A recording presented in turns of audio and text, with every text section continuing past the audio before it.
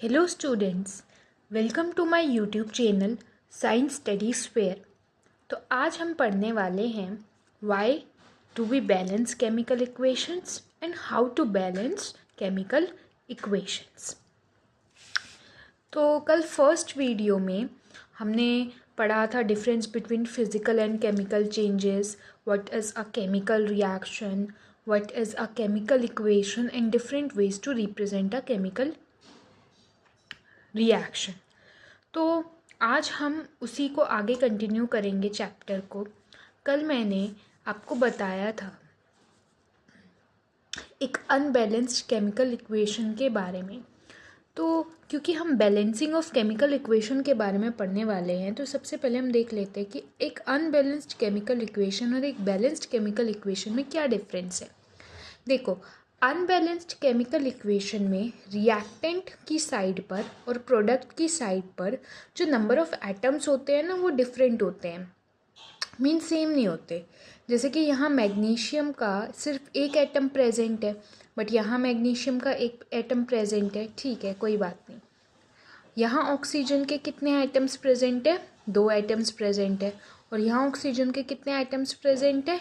1 item present है। It means ये क्या है? एक अनबैलेंस्ड केमिकल इक्वेशन है। तो अनबैलेंस्ड केमिकल इक्वेशन में number of atoms reactant side और प्रोडक्ट साइड पर बराबर नहीं होते, इंडिविजुअली भी और टोटल नंबर ऑफ एटम्स भी। देखो, यहाँ टोटल नंबर ऑफ एटम्स कितने होंगे? 1 मैग्नीशियम का एटम और 2 ऑक्सीजन के एटम्स। कितने टोटल नंबर ऑफ एटम्स हो गए? 3। यहाँ कितने एटम्स हो गए? यहाँ 1 मैग्नीशियम का एटम है और 1 ऑक्सीजन एटम, तो कितने टोटल नंबर ऑफ एटम्स हो गए? 2। तो इंडिविजुअली यहाँ ऑक्सीजन के एटम्स सेम नहीं है, नंबर ऑफ एटम्स डिफरेंट है, and total number of atoms reactant and product side पर भी डिफरेंट है। तो ये एक अनबैलेंस्ड केमिकल इक्वेशन है। अनबैलेंस्ड केमिकल इक्वेशन को हम स्केलेटल केमिकल इक्वेशन भी कहते हैं।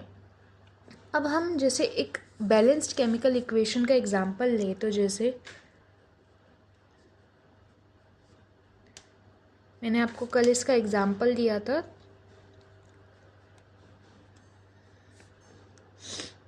देखो, ये एक बैलेंस्ड केमिकल इक्वेशन है। कैसे? यहाँ नाइट्रोजन के एटम्स देखो 2 है, यहाँ हाइड्रोजन के कितने एटम्स है?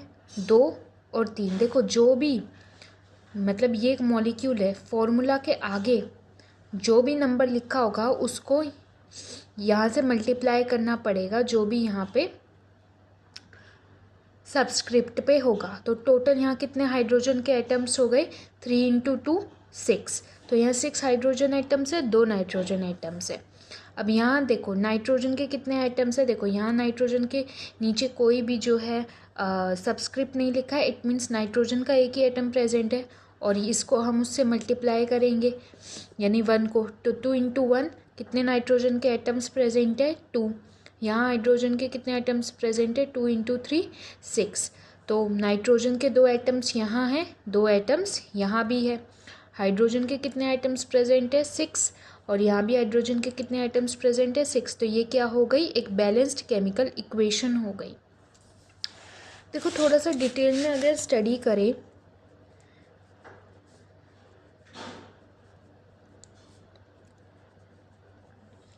देखो ये एक फॉर्मूला है, ये भी एक फॉर्मूला है, और ये भी एक फॉर्मूला है।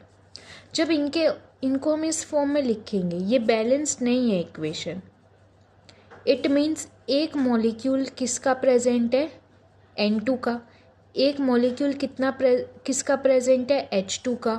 और एक ही मॉलिक्यूल किसका प्रेजेंट है? NH3 का। अब मान लो मैंने यहाँ क्या लिखा? 3H2 लिख दिया। तो अब कितने मॉलिक्यूल्स हो गए H2 के? 3 मॉलिक्यूल्स हो गए H2 के। यहाँ 2 लिखा तो कितने मॉलिक्यूल्स हो गए? 2 मॉलिक्यूल्स हो गए NH3 के। अच्छा, अब फिर से इसको कंसीडर करते हैं।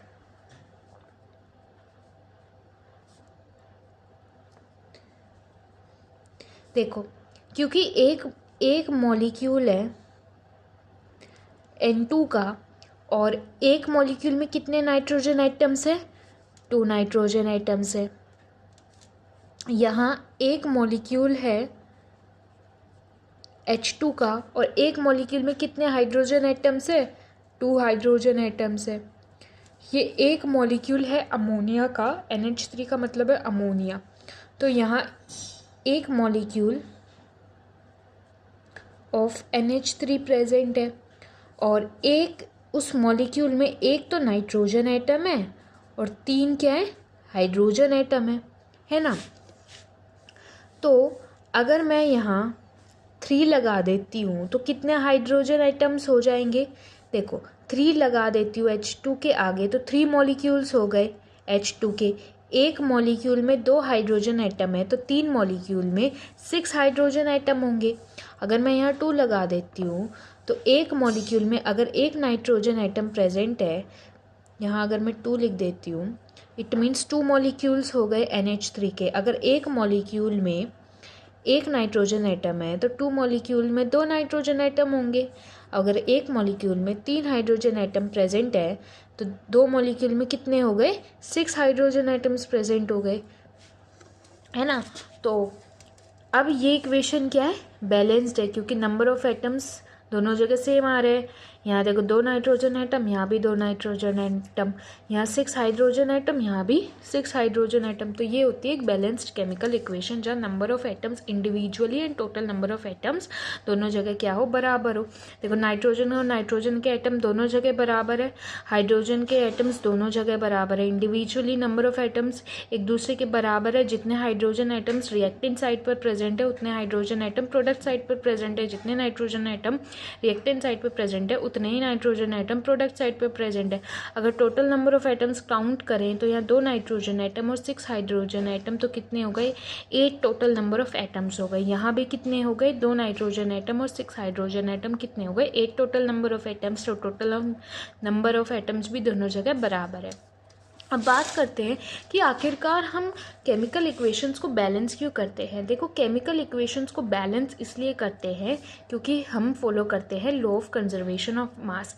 एक्चुअल में ये एक यूनिवर्सल लॉ है, ये हर जगह फॉलो होता है, जो कहता है कि matter can neither be created nor be destroyed. Matter को हम कभी भी क्रिएट भी नहीं कर सकते और डिस्ट्रॉय भी नहीं कर सकते। इट मीन्स जितने number of atoms reactant side पर होंगे उतने ही number of atoms product side पर होने चाहिए। अगर यहाँ 2 नाइट्रोजन एटम है तो यहाँ भी 2 नाइट्रोजन एटम होने चाहिए। रिएक्टेंट साइड पर अगर 6 हाइड्रोजन एटम है तो यहाँ भी 6 हाइड्रोजन एटम होने चाहिए। So to adhere to law of conservation of mass we balance chemical equations. अब हम बात करते हैं कि हम केमिकल इक्वेशंस को बैलेंस कैसे करें। देखो बहुत सिंपल है, हम एक एग्जाम्पल करते हैं। सबसे पहले याद रखना कि देखो जब भी तुम्हें केमिकल इक्वेशंस को बैलेंस करना है तो इन फॉर्मूलाज के आगे तुम वो नंबर लिखोगे, ठीक है। अब ऐसा नहीं कि H2 है तुम बैलेंस करके यहाँ भी कोई नंबर लिख दो, 4 लिख दो, नहीं, ऐसा कुछ नहीं। यहाँ कभी भी नंबर नहीं लिखना, इन फॉर्मूलाज के आगे हमें नंबर लिखना है जिससे हम एटम्स के नंबर को बराबर करेंगे। ऐसे लिख दोगे तो आपका ये फॉर्मूला ही कुछ और बन जाएगा। आप ऐसे किसी कंपाउंड का, किसी मॉलिक्यूल का, किसी एलिमेंट का फॉर्मूला चेंज नहीं कर सकते। अब हमें हमेशा जो भी नंबर है वो इन फॉर्मूलाज के आगे ही लिखना है। पहला पॉइंट आप यही याद रखें। दूसरा, अब हम कैसे बैलेंसिंग करेंगे। सबसे पहले आप इसमें वो कंपाउंड चूज़ करोगे जिसमें सबसे ज़्यादा नंबर ऑफ एटम्स प्रेजेंट है। ये एक अनबैलेंस्ड केमिकल इक्वेशन, हम इसको बैलेंस करने की कोशिश कर रहे हैं। यहाँ देखो ये Fe एलिमेंट है, यहाँ एक Fe का एटम प्रेजेंट है, यहाँ 2 हाइड्रोजन एटम और 1 ऑक्सीजन एटम, यानी टोटल नंबर ऑफ एटम्स 3 है इस कंपाउंड में। यहाँ टोटल नंबर ऑफ एटम्स कितने हैं? 3 आयरन के एटम्स और 4 ऑक्सीजन एटम्स, यानी कि 7। और यहाँ पर कितने हाइड्रोजन के एटम्स है? 2। इट मीन्स इसके पास सबसे ज़्यादा नंबर ऑफ एटम्स प्रेजेंट है। तो यहाँ से हम शुरुआत करेंगे बैलेंसिंग की। जिसमें सबसे ज़्यादा नंबर ऑफ एटम्स प्रेजेंट है उसमें भी हम उस एलिमेंट को लेंगे जिसके सबसे ज़्यादा नंबर ऑफ एटम्स प्रेजेंट है। उसमें देखो 3 आयरन के एटम्स है, 4 ऑक्सीजन के एटम्स है। ऑक्सीजन के एटम्स ज़्यादा है तो पहले हम इस रिएक्शन में ऑक्सीजन को ही बैलेंस करेंगे। कैसे करेंगे देखो, देखिए यहाँ कितने ऑक्सीजन एटम्स है? 4। यहाँ कितने ऑक्सीजन एटम्स है? 1। तो अगर मैं यहाँ 4 लिख देती हूँ तो यहाँ कितने ऑक्सीजन एटम्स हो गए? अब 4। और यहाँ भी कितने ऑक्सीजन एटम्स हो गए? 4। इट मीन्स ऑक्सीजन एटम्स दोनों जगह अब बराबर है। अब देखो, यहाँ 4 लिखने से कितने हाइड्रोजन एटम्स बन गए हमारे पास? 8 हाइड्रोजन एटम। यहाँ कितने हाइड्रोजन एटम्स हैं? 2। तो अब हम हाइड्रोजन एटम्स को बैलेंस करने की कोशिश करते हैं। अब हमने इफ़ेक्ट देखा कि अगर मैंने यहाँ 4 लिखती हूँ तो ऑक्सीजन एटम्स बैलेंस हो जाते हैं, लेकिन 4 लिखने से हाइड्रोजन एटम्स भी 8 हो गए हैं। पहले 2 थे अगर 4 ना लिखती तो, और यहाँ पे अभी 2 है। तो अब हाइड्रोजन एटम को बैलेंस करने की कोशिश करते हैं। इफ़ेक्ट देखने के बाद पता चलता है तो फिर हम उसको देखेंगे कि किस पे इफ़ेक्ट आ रहा है और उसको बैलेंस करेंगे। तो अगर मैं यहाँ 4 लिख दूँ तो हाइड्रोजन एटम्स भी दोनों जगह बराबर हो गए। अच्छा, Fe के यहाँ कितने एटम है? 1। यहाँ कितने एटम्स है? 3। तो अगर मैं यहाँ 3 लिख देती हूँ तो ये इक्वेशन बैलेंस्ड हो गई, क्योंकि यहाँ Fe के कितने एटम्स है? 3। यहाँ भी 3। यहाँ हाइड्रोजन के कितने एटम्स है? 8। यहाँ भी 8। ऑक्सीजन के कितने एटम्स है? 4। यहाँ भी ऑक्सीजन के कितने एटम्स है? 4। सो पहली इक्वेशन हमारी बैलेंस हो गई। एक और एग्जाम्पल देखते हैं। देखिए, सबसे ज़्यादा नंबर ऑफ एटम्स इस कंपाउंड में प्रेजेंट है। ये इक्वेशन अनबैलेंस्ड है, नंबर ऑफ एटम्स दोनों जगह बराबर नहीं है, क्योंकि कार्बन का यहाँ 1 है, यहाँ 1 है। चलो ये तो बराबर है। ऑक्सीजन के देखो, ऑक्सीजन के भी दोनों जगह 1-1 एटम है, बराबर है। लेकिन यहाँ हाइड्रोजन के कितने एटम है? 2। यहाँ कितने हैं? 3। तो इक्वेशन बैलेंस नहीं है, हम इसको बैलेंस करेंगे। देखो, सबसे ज़्यादा यहाँ 4 हाइड्रोजन एटम प्रेजेंट है और यहाँ 2। इक्वेशन बैलेंस नहीं है, हम इसको बैलेंस करेंगे। देखो, यहाँ इस कंपाउंड को हम चूज़ करेंगे क्योंकि सबसे ज़्यादा एटम्स इसके प्रेजेंट है। इसमें भी हम हाइड्रोजन एटम्स को चूज़ करेंगे क्योंकि यहाँ 4 हाइड्रोजन एटम है और यहाँ कितने हाइड्रोजन एटम है? 2। तो अगर मैं यहाँ 2 से मल्टीप्लाई कर दूँ तो यहाँ कितने हो गए? Total 4 hydrogen atom. तो अब दोनों जगह कितने हो गए? 4 हाइड्रोजन एटम। और हमें आगे देखने की ज़रूरत ही नहीं है, क्योंकि इस यहाँ पे 2 लिखने से कोई इफ़ेक्ट में चेंज नहीं आ रहा है। यहाँ कोई और एलिमेंट प्रेजेंट नहीं है जिसके नंबर ऑफ एटम्स चेंज हो जा रहे हैं। और हमने पहले ही देखा है C और O के एटम्स यहाँ पर बराबर ही थे पहले से ही। तो ये इक्वेशन क्या हो गई? बैलेंस्ड। एक और एग्जाम्पल कंसीडर करते हैं। देखिए, हम इस एग्जाम्पल को देखते हैं। यहाँ कितने सोडियम के एटम्स है? 1। यहाँ भी 1। ऑक्सीजन के कितने एटम्स प्रेजेंट है? यहाँ 1। यहाँ कितने हैं? 1। तो Na एंड ऑक्सीजन एटम्स बराबर है दोनों जगह। अच्छा, यहाँ हाइड्रोजन के कितने एटम्स है रिएक्टेंट साइड पे टोटल? यहाँ 1 + 1 2। यहाँ भी 2। क्लोरीन के यहाँ कितने एटम्स है? 1 और यहाँ 1। It means this equation is balanced. हमें आगे इसको बैलेंस करना ही नहीं है क्योंकि ये ऑलरेडी बैलेंस्ड है। एक और एग्जाम्पल देखते हैं। देखिए, इस एग्जाम्पल को कंसीडर करते हैं। यहाँ बेरियम के कितने एटम्स है? देखो, ऐसे इजी होगा हमारे लिए क्योंकि बहुत ज़्यादा नंबर ऑफ आइटम्स को हमें कंसीडर करना है। यहाँ बेरियम के कितने एटम्स है? 1। यहाँ कितने हैं? 1। यहाँ क्लोरीन के कितने एटम्स हैं? 2। और जगह यहाँ रिएक्टेंट साइड पे क्लोरीन है नहीं। यहाँ कितने एटम्स है क्लोरीन के? 3। यहाँ एल्यूमिनियम के कितने एटम्स हैं? 2। यहाँ एल्यूमिनियम के कितने एटम्स है? 1। यहाँ सल्फर के कितने एटम्स है? देखो, अब ये सबस्क्रिप्ट पे लगा है ऑलरेडी नंबर, इट मीन्स ये फॉर्मूला ही ऐसा है। यहाँ अब आप सोचोगे यहाँ ये कैसे आ गया? देखो, बैलेंसिंग के टाइम हमें जो है यहाँ पर नंबर्स लिखने हैं। ये नंबर यहाँ ऑलरेडी इसलिए ऐसे आया क्योंकि ये जो है ये फॉर्मूला ऐसा है। देखो, यहाँ सल्फर 1 और इंटू 3 कर देंगे क्योंकि ये रिप्रेजेंट कर रहा है कि ऐसे 3 बार ये चीज़ प्रेजेंट है, 3 SO4 प्रेजेंट है। तो एक SO4 में 1 सल्फर एटम है तो 3 SO4 में कितने हो जाएंगे? 3 सल्फर एटम। यहाँ कितने सल्फर एटम है? 1। अच्छा, ऑक्सीजन के यहाँ कितने एटम्स हो गए, 4 3 ज़ा 12। यहाँ ऑक्सीजन के कितने एटम्स हैं, 4, है ना।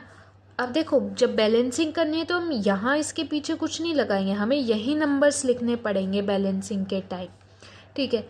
तो सबसे पहले हम इसी को ही देखते हैं, है ना, क्योंकि इसमें सबसे ज़्यादा नंबर ऑफ़ एटम्स प्रेजेंट है और इसमें भी हमें उस उस एलिमेंट के एटम्स को बैलेंस करना है जो सबसे ज़्यादा टाइम्स प्रेजेंट है। तो यहाँ ऑक्सीजन सबसे ज़्यादा टाइम्स प्रेजेंट है, तो यहाँ ऑक्सीजन के हैं 12 एटम्स, यहाँ कितने हैं, 4। तो अगर मैं यहाँ 3 लिख देती हूँ, देखो मैं यहाँ करके दिखाती हूँ,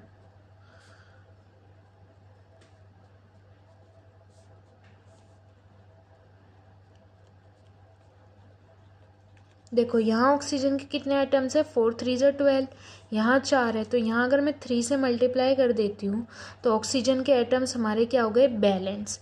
अब देखो इफेक्ट में क्या चेंज आ रहा है, अगर यहाँ मैं 3 लिख दे रही हूँ तो ऑक्सीजन आइटम्स बैलेंस हो जा रहे हैं, साथ के साथ देखो सल्फर आइटम भी बैलेंस हो जा रहे हैं, यहाँ 3 सल्फर आइटम है और यहाँ भी सल्फर आइटम बैलेंस हो गया, यानी ऑक्सीजन भी बैलेंस हो गया, सल्फर भी बैलेंस हो गया।